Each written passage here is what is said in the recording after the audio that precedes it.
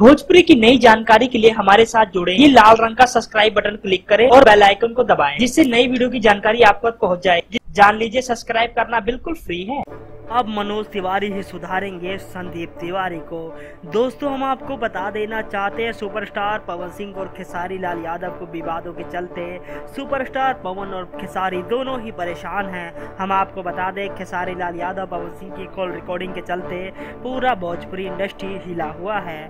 बात करें अगर सुपरस्टार खेसारी लाल यादव की, तो वो बहुत ही बदनाम हो चुके हैं और उनको बहुत बुरा भला कहा गया। उनको रउआ कहने वाले, उनको कुछ लोगों ने मऊआ कहा, जिस बात से खेसारी लाल यादव बहुत ज्यादा परेशान है। हम आपको बता दें, खेसारी लाल यादव ने इस बात का गुस्सा नहीं करते हुए उन्होंने प्यार दिखाया और उन्होंने कहा, मैं उनको अपना गुरु मानता हूँ क्योंकि वो एक ब्राह्मण के सुपुत्र हैं और मेरे गुरु भी ब्राह्मण थे। मैं हर ब्राह्मण की बहुत इज्जत करता हूँ। उन्होंने बिना गुस्सा दिखाए हुए उन्होंने कहा कि हम सबके लिए अच्छा नहीं कर सकते। धन्यवाद।